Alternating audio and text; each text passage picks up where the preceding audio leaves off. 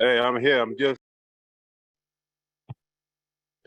All right, good afternoon, everybody. We've got a Canadian on the call other than myself. We've got a Canadian joining us here today. So, most of you guys don't get reporting for Canada. In fact, I don't think any of you guys get any Canadian reporting. But there's good things happening in Canada. So Mr. Moores and his crew, they have been working on Amazon for a while. Jeffrey runs a 4-owner organization, and according to our best estimates, by summertime, it's going to be a 7-owner organization. So, leveling up and getting much closer to a pretty significant promotion here. So we're going to throw a little Canadian love here. I'm going to pass the baton on to Mr. Jeffrey Moores to talk about tribal leadership, office culture. So, Jeff, I hear you bringing this topic up a good amount, tribal leadership. You're pretty well versed, in that book and that subject. So I'm looking forward to hearing what you've got to say.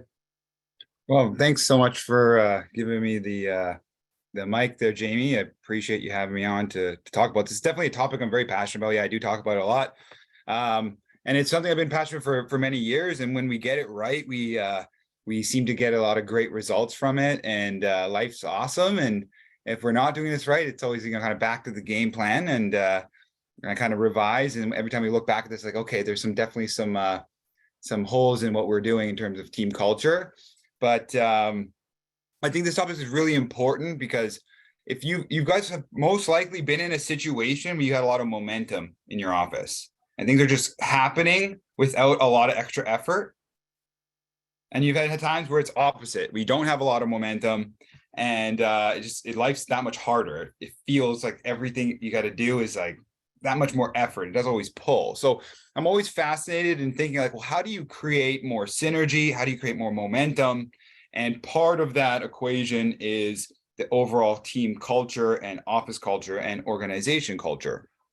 And so it's definitely something that we spend a lot of time studying in terms of just the psychology of how do people interact with each other, how do we make sure people feel important, and in order to properly develop people and level them up in their career, you have to know what stage they're at and go to that level and work with them through that. And so unless you have the kind of guidelines to do it, it's hard. So I wanted to share, something from my playbook that we use in terms of how we boost company culture. And when we get it right, it works really well. So first thing I want to go over, like, what tribal leadership is. So there was a group of researchers in the 90s, and they studied all these different companies. And they wanted to figure out, how does company culture impact the overall performance and results of an organization? And because there were so many different types of companies, so many different niche markets, it was hard to really pinpoint all of it. But as they did their research, they found there was a key indicator on studying companies, and they essentially call them tribes because a lot of this goes back to tribal behavior, but the modern day tribe is companies. And they describe a tribe as a group of people of 10 all the way up to 150. And if the company's bigger than 150, then you typically have smaller tribes within a larger organization. And that will happen with us as well, because as your organization grows, if it grows past 150, chances are you have several tribes in there. So first thing I want to go over with you guys is the 5 stages of a culture, and it's all indicated by language. Okay, there's 2 that I'm not going to press on too much on because it's only 2% of the first stage and 2% of the last stage that they've ever even seen. Majority of them fall in the 2, 3, and 4. And I want to go over kind of some quick steps that you can take to help level people up and level your culture up. So the first stage, and this is only about 2% of the workforce, is considered a stage 1. Okay, so stage 1 is the genuine belief that life sucks. Okay, so it's not just, it's like a general that this life isn't fair, and in order to win at anything, you need to hurt someone. Like literally, like you need to show some type of violence or threat or hatred to achieve success. There was about 2% that they actually found in all the studies. They found it's actually quite rare to find someone on a stage 1 level. The only groups they really found was actually gangs. So their advice, if you ever encounter someone who's in stage one, probably not to hire them, because the chances are they're not going to show any loyalty in the company. They're most likely to do more harm than good. I'm not going to focus too much on stage one because most people are not in that stage of their life. Although it is possible someone could fall into stage one if they had some type of great tragedy, like a some type of like great like death in the family or something, or an addiction could take over someone. That could be someone in stage one, and they might have to hit rock bottom before they start climbing up to stage two, which isn't necessarily that much better, but it is actually better than stage one, which is stage two, which is a common language found in the workplace, which is my life sucks. Okay, so stage one is a genuine belief that all life sucks, and anyone who's telling you different, they're just trying to fool you. Stage two is my life sucks. So it's not so much that everyone's life sucks, it's just like my life sucks. So the I guess the indicative language in this is the general, I guess, characteristic of apathy, meaning they just don't really care. So in this stage, people will often avoid responsibility. It's always someone else's fault, and you're the victim in this situation. Okay, so a team at a stage two has little success because it shows little or no initiative. And members resign to their fate. They do not look for ways to be more involved. This type of group, if they were losing like 9-10 in a game of 12, they might just give up. Like, what's the point? So they don't feel that even if they do contribute, it's going to go anywhere. So they just kind of like, ugh. You may have been in this stage in your life, in your career. You may have had conversations with people like this, where they're like, it doesn't matter what I do, it doesn't work. The next stage, and stage two is about 25% of the workplace. It's easiest way to characterize this is if you guys have ever watched the show The Office, quite a bit of people on the show are stage two. Every time there's an initiative or something, it's kind of like an eye roll, like, oh, like I don't want to do that. And it's more about kind of avoiding it than anything. Next stage would be stage three, which is a big improvement. It's I'm great with an undertone of you suck. It's like, I'm awesome, you suck. This is responsible for about 50% of the workplace. It's the most common. Okay, stage two, it's a lot of times when it's like monotonous work, office where it's not meaningful work that someone's kind of attached to. Stage three, you can have more meaningful work, but it's often about the individual accomplishment. So stage three is mostly determined by, there's a lot of sports teams, doctors, lawyers, any kind of high-end professions. As you may have guessed, sales, very stage three, often, lots of competition. It basically says, I'm great, you aren't. So players at stage three, they're lone warriors. You do what it takes to get recognized within your group, and you want to be the best. Right? So it's, if you're playing basketball, it's like, I'm the guy who takes the shot. I'm the closer. And if we win, it's because I'm contributing. Okay?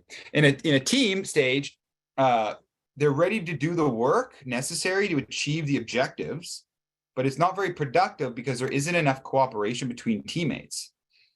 It is possible that there's plenty of talent within the group, but because people put themselves first, it's hard to achieve any type of a coherent result. So think about a player who looks often open in cut to instead throw them.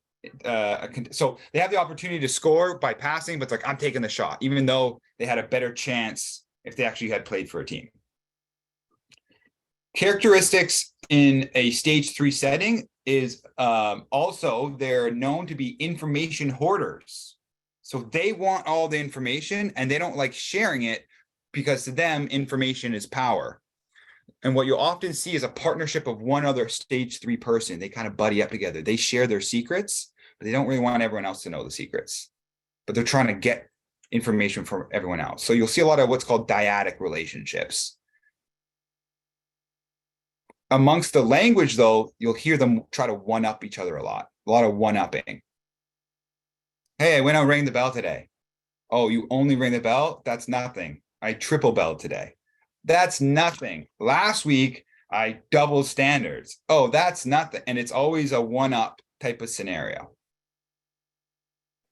The goal is to be able to move a team into stage 4. This is still a sustainable goal. I'll explain stage 5 in a second. And there's about another 25% or so of companies that operate at a stage 4 culture. These are the companies that are often completely outperforming their competitors. So here's what changes. Stage 4 is the goal in which every team should aspire. At this stage, common values and common adversary unite the members. Team success is more highly valued than the individual success. And members are often naturally collaborating. Teams experience stage 4 say, we're great, our opponents suck. So if you're ever listen, just pay attention next time you're at a conference. If you're talking to an owner, are they saying, hey, we did this, we beat out everyone else? Or are they saying, my office is better than this? Is it centered around me, or is it centered around we? That's one of the biggest key indicators. So at a stage 4, productive and success is more productive and successful because its members are committed to the team. The ability to use each member's idea and strength creates opportunity and innovation. Members who act selfishly are quickly brought into line, or they simply are not allowed to stay on the team. So there's been periods where our office was in a stage 4 culture, and they would come to me as a group and be like, yo, this one person doesn't fly. They either need to start stepping up or step out because they're not aligned with the values. It was really interesting. It's like, wow, the team will actually decide. And sometimes they do it with like subtle cues. They'll give you a look like, that's not, there's like some social contracts here that are being broken. So pay attention to some of those cues. And the last one is, again, 2%, stage 5, which they didn't even realize was a stage. They actually only uncovered it by accident, which is life is great. So while stage 4 is an optimal group, stage 5, this is where magic happens. At stage 5, a group's cause is more important than anything else. More important than personal gain, more important than the team winning. Members can feel an almost religious fervor to the ultimate goal. While cultures at stage 5 is inspirational and high achieving, it's often built around a huge discovery or realization, which makes it potentially unstable. And the euphoria members can often, I guess, fade off. And so it can drop back down into stage 4. Also, if it requires them to surpass their competition to be at that level. And so if someone else starts getting close, then it shifts back to stage 4 because now they have another worthy adversary. So stage 4 is sustainable, and you're trying to get those like blips of stage 5. When they asked a stage 5 company who their competitor was, it was like a medical company, and like, we're competing against illness. That's our enemy. They focused, like, they did not focus at all on their competitor. If you get, there's some videos about Simon Sinek talking about Apple, and he said he went to Microsoft. Was like, hey, by the way, you know, Microsoft, the iPod does this, and they're like, oh, really? Well, ours does this. He's like, I went to Apple. I was like, you know, the Microsoft Zune or whatever it was MP3 player. It's got a couple cool, better features than you. Just to see what they said. He's like, and then it was one of the directors was like, yeah, they probably do. Didn't care because that wasn't their mission or their value. And so what to do? So what I want to share about what do you do? Because you're going to encounter people in your office that are stage 2. You're going to encounter people at stage 3 and people at stage 4. And how do you actually shift those? Well, I wanted to go over some tips and tricks that have really helped throughout the years and helping people get to those. And it's really cool to see those transformations happen.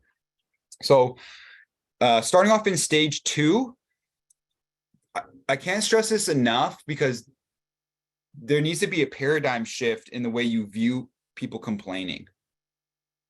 If you're looking through a lens of a stage 3 person who's already self-accountable and self-confident and confidence, when they hear complaining, they're just not being accountable.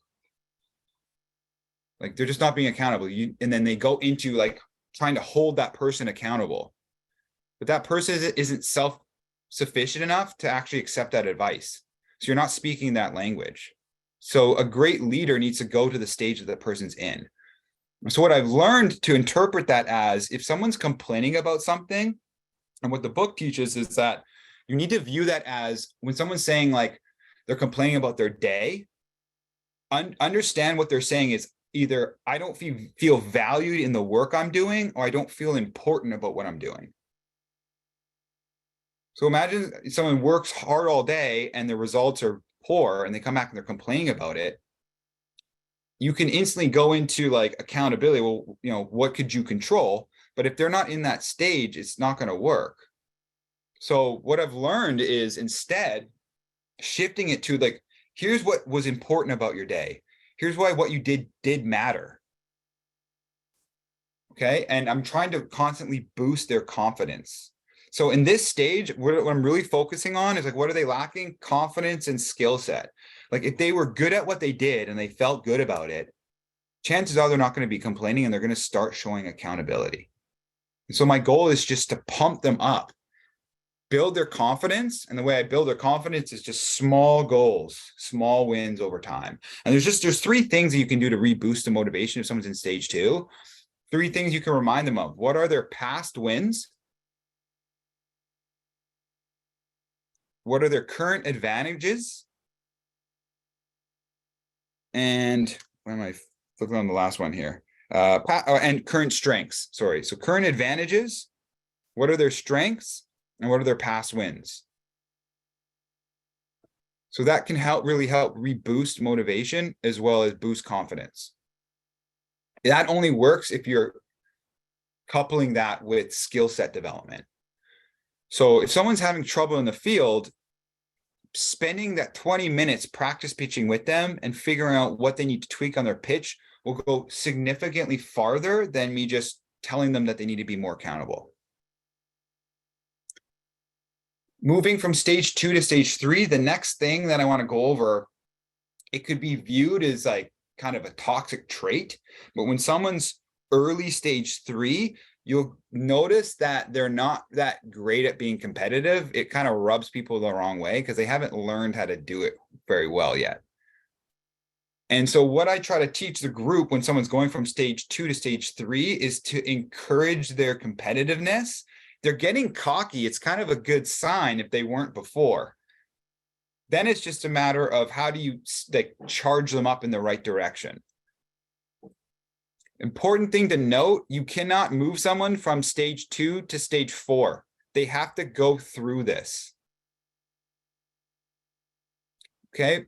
So once someone's now, I'm seeing they're more self-assured, they're getting more confident, they may start getting a bit more cocky. Now they're kind of picking fights a little bit. I want to encourage that, but I want to explain to some more of the tenured leaders that, hey, this actually might not be the worst thing for this person. It's a matter of we got to channel it in a productive way. Once I can see that the majority of people are more in a stage 3 mindset, then what I'm doing at a stage 3 person is I'm encouraging them to think bigger.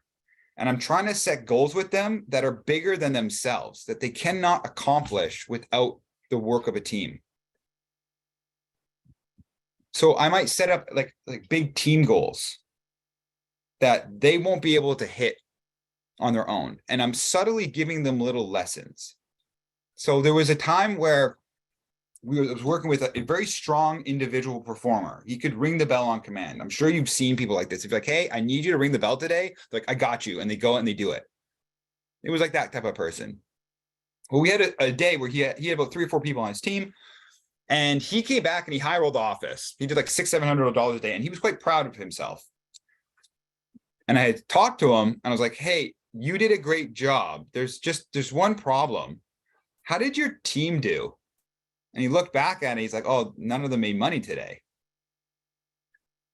I'm like, okay, so when you're running an office, are you going to be the person who's doing all the office stuff and you're selling everything, like, and your team's making no money? Like, how's that? Like, play that out for me. How's that going to work? And do you want to be just doing the field sales yourself the whole time? Or would you like to be able to like run a smooth operating company that if you want some free time, you have that freedom? Isn't the point of entrepreneurship to have more control and freedom? Well, if we're not doing this in a way to provide that, you may as well just get a high paying individual performing job. So I'll start teaching them small lessons about like, what type of game are you playing? Right. This complements a lot about what Gareth spoke about at R&R. He's like, I'm just playing a different game. When he was talking about that, I was like, that's stage 4 leadership thought process. He was focusing on the purpose and the values, not just, we can still compete for rankings. But by the way, stage 4 doesn't lose any of the competitiveness of stage 3. They take it with them. That's why you can't shift someone from stage 2 to stage 4, because they have to be in their, it's like similar principle of 7 habits. You have to have private victories before you have public ones. So you wouldn't really talk about the stage 4 characteristics with someone if they're not in that level yet. But I want to keep encouraging them to think bigger and then prioritize their actions. Have you guys ever had someone come to you like, hey, what do I have to do to get to the next level? It's a strange question for someone to ask me, because there's not one thing someone has to do. It's a series of small things over and over again, many different areas that they have to do well. But one mindset I'll teach people is it's okay in terms of your priority to take care of yourself when you're new and you're figuring this out. So at first, your priority should be, what's best for me? Once you're doing well and you're stable in that zone, though, you shouldn't stay there. You should start asking and taking actions on a daily basis based on what's best for my team. There's a completely different set of behaviors done when you're thinking about what's best for my team versus what's best for me. Do any of you guys remember the story that Sebastian talked about when he was an assistant manager and he hit his goal and he could have taken the time off and there was someone who was ahead of him and he took the time off and he went back and met up with his team and he was like, how did you get there faster? He's like, well, I just did things that aligned me to get there. That's an example of somebody who's like, what's the best thing I could do for my team? Now, he can still take care of himself. That's still important. If he couldn't produce himself, well, he's not going to be able to help his team. But there's a shift that mindset. And once someone's, and most of the time we can get people to like, hey, what's best for my team? They get that one because like they associate that with a promotion. But what I let them know is like, you're not ready to run an office until you can think what's best for the office. So it's first priority, what's best for me. Second is then you got to graduate to, hey, I got to make decisions on a daily, weekly basis on what's best for my team. Then it's, hey, what's best for the office? And I make my decisions based on what's best for the office. At that point, when I've seen that consistency, then I know you're close, you're ready. We want to start moving into the next step to run an office. But we're not done, because there is another step of then shifting out of what's best for my office, what's best for the organization. And then if you're looking at the highest level, it's like, well, what's best for our community?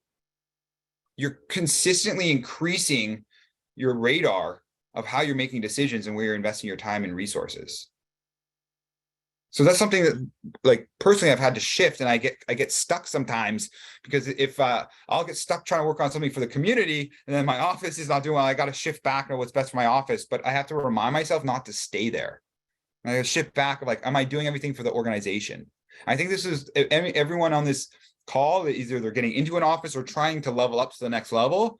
Chances are, if you're not leveling up, maybe you're not habitually asking yourself that question. So the things to help guide into a stage 4 culture at the office level is, one is you want to focus on and dictate what you do and what the office does based off of the company values. And the way you can determine that, there's a lot, you guys have probably seen a lot of different exercises, but one thing you can do if you haven't done this, just ask your team, what do you value most about working with this company? And then see if you can get 4 to 5 commonalities. And then what actions do we take that displays those values? I don't want to have to tell you what my values are. I want you to be able to observe me in practice, and you can tell what my values are. And so we'll have conversations like that. If I want to boost a stage 2 to stage 3, I do a different exercise, which is we would go around the room in a leaders meeting, and I'd have each person go over 3 strengths of every teammate. They would write them down. So we got Grant. I'm going to write 3 things I admire, I think he's strong in. We've got Carmen. I'm going to do 3 strengths, and we're going to go through the list, and then we're just going to share 3 positive strengths or things we admire about each person on the team. That will boost morale more than any like bonus that you give somebody. So I can use that as a catalyst to use the team to help boost getting more into that like confident like stage 3 section. And then I want to start encouraging people to play a bigger game. I want them to understand that there's more to winning than just self-accomplishment. Now, one of the things to keep in mind, and what they say is that you can't rush the process. This is not something that will happen over a week. It takes months, sometimes years of development. And the reason why is you don't have to leave stage 3. And stage 3 is a hell of a lot better than stage 2. You can get a lot of wins with a stage 3 culture. It's not bad. It's actually quite productive. It's just sometimes a tragedy that we couldn't accomplish more because we didn't continue to level up. And so in order for someone to want to go to stage 4, either they have to be tired of the game they're playing or bored. If you get to a point like, I know I can ring the bell, I know the business enough, like I don't get excited about personal victories anymore. And I used to call this business like it's like a drug. First, you get a high from ringing the bell, but eventually you don't really get a high anymore. The drug wears down. You get it builds up. Like you're like, okay, I can deal with that. It's just kind of, you're more indifferent about it. And then helping someone learn sales, you get a new high from that. It's very exciting. Eventually you're kind of like, I know I can do that. I'm indifferent. I can show them, I know the steps to be able to take someone from entry level, promote to leadership. And eventually that just is like, okay, cool, I can do that. And then the next level is like, well, can I get a team really rising? Can I teach someone else to be able to do that? And then it's, hey, can I get someone running a great office? So the high is always there to chase. The tragedy is that we sometimes get stuck or bored because we're not focusing on the next big picture. And so I guess the last piece to that is understanding like what type of behavior to incentivize and how to do it. So I do have like individual bonuses on a monthly basis for reps. I still want to encourage like someone working hard, but a lot of times what we're doing is our goals, our team goals. And the idea is, and I let everyone know, I want to create situations that are fair. And if we win, we all win, but it has to be actually fair. If someone's not pulling their weight, this doesn't work. So it's so important we don't have a weak chain in the link. Everyone has to be strong first, then we can win together. And so when I give out a top leaders pin, again, it's a different incentive. It's never based off my top producer. My team knows this. I'm going to say, who was the multiplier in the office? From the last 3 months, who multiplied the most? Who had the highest performing team, or who grew the team the highest? That to me is a better indication of effective leadership than individual accomplishments. So if you're incentivizing this type of behavior, and then the idea is just keep catching people doing the right things, doing a lot of public praising, the magic happens. The magic happens. I'll give you one more story about this. Okay, so it just takes a couple of good actions where people want to start following it. So another example was, we had our assistant manager. In Amazon, you can definitely just cut people out and try to get buildings. But if you do that, you could wreck the reputation and relationships. So it's very important you work together if you want to maximize those results. And so we're constantly having those conversations. So it was actually Roy on the call. I hope Roy doesn't mind me sharing this story, but because we talked about it several times. But Roy came and got a portfolio, and he's like, hey, I want to do something where instead of it's just like, I went and got this, let's figure out a way where people can contribute work to this portfolio, and then they can get a cut from this portfolio. Let's create a true win-win situation. So we announced, hey, this is what happened. Roy was able to go, and I make the guys, they have to have permission to go to a head office because there's a lot of risk to reward ratio there. So they have to call me. So I gave Roy permission to go do this. Here was the result. Each of you are going to be able to get a little chunk of those buildings. You're going to have to do the work to book them, but it's relatively less work than normal, and you're going to get a nice little cut for that. The very next day, one of our top leaders said, hey, I have a portfolio I want to share. At the end of the day, another leader came to me, I'm closing a really big portfolio. I want to share the workload with the team as well. And so it's just a couple times of witnessing that type of behavior. People naturally want to cooperate. Often they don't because they feel like they can't, like their position isn't secure or their reputation isn't secure. And if I do that, like, I don't know what's going to happen. But when people feel like they can trust each other and we're all aligned, that's where the magic and the momentum and the synergy happens. And that's where you create those long-lasting results. The greatest weapon of the Spartans, if you guys watch 300, their greatest weapon is not their spear, it's their shield. So if you watch the movie, there's the guy who was cast out because he was a humpback, and they have a very strict recruiting policy in the Spartan. If you're deformed in any way, they throw you over a hill. So anyway, this guy survives. He comes back like, I want to be a Spartan warrior. He's like, hold up your shield. He's like, that's the problem. It's not, you have a great spear. It's very, like, you stab well. I don't know what he says. Something, you stab the spear well. But your problem is you can't cover the other Spartans' back. And that's what leadership is. And that's what we're trying to do, is create a culture where each person has each other's back. We link the shields. That was a Spartan's greatest weapon. And so that's what we're very passionate about, is creating is a culture where everyone has each other's back and they can trust each other. This is in my opinion, like a lifelong journey. It's especially in our business, we're always having new recruits. So you're going to have to constantly teach this message. We were talking with Gary and we're like, it's been 7 years. Again, Roy asked questions. It's been 7 years and you have so much knowledge, but the main thing you talk about is integrity. Like, why don't you talk about other things? He's like, well, it's been 7 years talking about this, and it was 5 years to like get the train really rolling. But he's like, people still need to hear it because we're always bringing in new people. So you're always kind of needing to refresh that message. And so the other thing is, if you want to improve the culture, you got to be talking about it all the time. And you have to look for opportunities to figure out, how do we all win together, and talk about the importance of it. But trust me, once it starts happening, people will rise to the occasion. They would prefer to work like that. No one really likes the fact that, like, I can't trust my person in the office because they're going to do something and take the credit. By the way, that's the biggest thing we have to give up these days, is credit. So if you can get good at following those things, you're going to create a lot more momentum for your office. And I had a little video plan, but I'm actually over time, so I won't share it with you, but it would highlight how that works, how leadership works. It's a really funny video.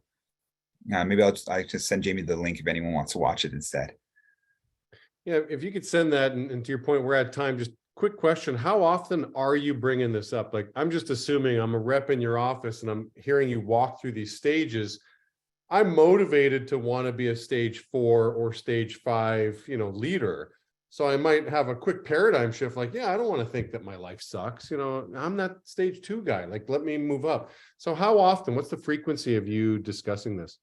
I do a morning meeting kind of around this, just to explain. The first thing you do is you can change your language. So I'm like, if you want to start thinking more like from stage 3 or stage 4, like, first thing is like, you'll notice that it's really proactive versus reactive behavior. So the first step I'm going to encourage, I'm doing this daily, long story short, daily, Jamie.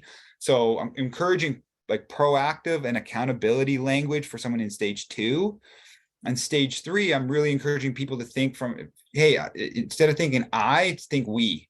Just replace it. You can replace every sentence. I did a great job. No, we did a great job. This is what I want to do. Hey, this is what we want to do. And does that actually line up? Do we have goals that actually fit that way? So, and then again, Roy's on the call. You can, I don't know if he wants to speak up about it, but I'd like to believe we talk about it almost every day, because I'm looking for opportunities to coach, again, just subtle, small decisions. And again, sometimes people will make a certain decision, and then I'm just getting them to reflect on it to figure out, hey, was that the stage you want to be in? But also, again, if someone comes to me, like, what do I got to do to get to the next level? It's more like there's a series of things you got to do well, but this is the hierarchy of priority in your decision making that needs to change. And when you see that, so then I'm seeing like, so it's a difference between somebody who is showing up kind of being wait to told what to do. Someone came to me was like, what do I gotta do next level? Hey, start thinking about what's best for the office. Come to me at the beginning of the week with some breakouts prepared. Think about who you want to get set up and why. Is this a win-win situation? And treat the office like it's your team. Use the office like it's your team on training wheels. If you got a team of 3 people, no one's saying you can't pretend like all 10 are on your team and treat them as such. Just make sure you're collaborating with the rest of the leaders, so you're not just, giving unsolicited advice. But I'm very passionate about the topic. And I would say like our office is probably at a tipping point from stage 3 to stage 4 at the moment. But I can see there's starting a shift in collaboration starting to happen. And that I've had points like that in our organization, and that's where we had explosive growth happen. And so it takes time to build it, but when it happens, it's like, yeah, it's a pretty magical experience. Great. Thank you, Jeff. Everybody, thanks for the sticking around on the extended version of today's call. I appreciate that. That was awesome. Great job, Jeff. Yeah, have a great day, guys. Take care.